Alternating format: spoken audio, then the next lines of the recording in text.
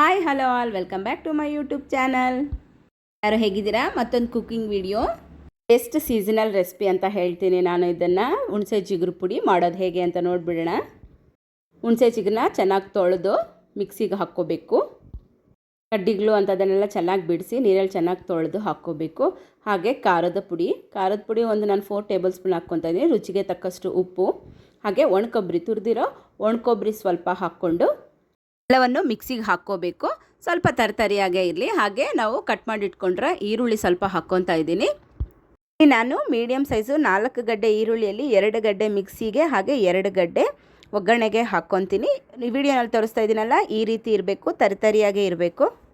Frying PAN ಇಟ್ಟು ಅದಕ್ಕೆ ಒಂದು 4 ಟೇಬಲ್ ಸ್ಪೂನ್ ಎಣ್ಣೆ ಹಾಕ್ಕೊತಾ ಇದ್ದೀನಿ. ಎಣ್ಣೆ ಚೆನ್ನಾಗಿ ಕಾಗಬೇಕು. ಎಣ್ಣೆ ಕಾದ ನಂತರ ಸಾಸಿವೆ, ಕರಿಬೇವಿನ ಸೊಪ್ಪು, ಜೀರಿಗೆ, ಮಾಮೂಲಿಗಿಂತ ಕಡಲೆಬೇಳೆ ಒಂಚೂರು ಜಾಸ್ತಿ ಹಾಕ್ಕೋಬೇಕು ಒಗ್ಗರಣೆಗೆ. ಇಲ್ಲೊಂದು ನಾನು 2 ಟೇಬಲ್ ಸ್ಪೂನಷ್ಟು ತೊಗೊತಾ ಇದ್ದೀನಿ. ಒಗ್ಗರಣೆಗೆ ನೀವು ಕಡಲೆಬೇಳೆ ಎಷ್ಟು ಹಾಕ್ಕೊಂಡ್ರೆ ಅಷ್ಟು ಚೆನ್ನಾಗಿರುತ್ತೆ. ಯಾಕಂದರೆ ಅಲ್ಲಲ್ಲಿ ಒಂದೊಂದು ಕಡಲೆಬೇಳೆ ಸಿಗ್ತಾಯಿದ್ರೆ ತುಂಬ ಟೇಸ್ಟ್ ಆಗಿರುತ್ತೆ. ಕಡಲೆಬೇಳೆ, ಉದ್ದಿನಬೇಳೆ, ಹಾಗೆ ಬೆಳ್ಳುಳ್ಳಿ ಮತ್ತು ಕಟ್ ಮಾಡಿ ಇಟ್ಕೊಂಡ್ರೆ ಈರುಳ್ಳಿ 2 ಗಡ್ಡೆ ಹಾಕ್ಕೊತಾ ಇದ್ದೀನಿ. ಸಣ್ಣಕ್ಕೆ ಕಟ್ ಮಾಡಿರೋ ಈರುಳ್ಳಿ 2 ಗಡ್ಡೆ ಒಗ್ಗರಣೆಗೆ ಹಾಕ್ಕೊತಾ ಇದ್ದೀನಿ. ಈರುಳ್ಳಿ ಎಲ್ಲ ಚೆನ್ನಾಗಿ ಫ್ರೈ ಆಗಬೇಕು. ಇದಕ್ಕೆ ನಾವು ಇವಾಗ ಅರಿಶಿನ ಪುಡಿ ಸೇರಿಸೋಣ. ನನಗಂತೂ ತುಂಬ ಇಷ್ಟವಾದ ಅಡುಗೆ ಅಂತ ಹೇಳ್ಬೋದು. ತುಂಬ ದಿ ಬೆಸ್ಟ್ ಅಂತ ಹೇಳ್ತೀನಿ ನನಗೆ ಸೀಸನಲ್ ರೆಸಿಪೀಸಲ್ಲಿ. ಹಾಗೆ ಬೇಗ ಫ್ರೈ ಆಗೋದಕ್ಕೆ ಒಂಚೂರು ಉಪ್ಪು ಹಾಕ್ಕೊಳ್ಳೋಣ.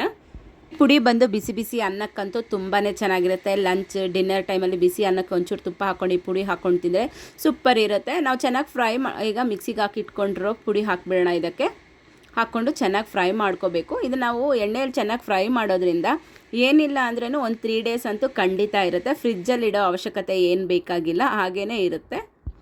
ಯಾರಾದರೂ ಫಸ್ಟ್ ಟೈಮ್ ನೋಡ್ತಾ ಇದ್ದರೆ ನಮ್ಮ ಚಾನಲ್ನ ಸಬ್ಸ್ಕ್ರೈಬ್ ಮಾಡಿ. ಹಾಗೆ ಇಂಗ್ರೀಡಿಯೆಂಟ್ಸ್ ಏನನ್ನೋದು ನಾನು ಡಿಸ್ಕ್ರಿಪ್ಷನಲ್ಲಿ ಕೊಟ್ಟಿರ್ತೀನಿ, ಚೆಕ್ ಮಾಡಿ. ತುಂಬ ಸಿಂಪಲ್ಲಾಗಿ ಈಸಿಯಾಗಿ ಮಾಡುವಂತಹ ರೆಸಿಪಿ ಅಂತ ಹೇಳ್ಬೋದು.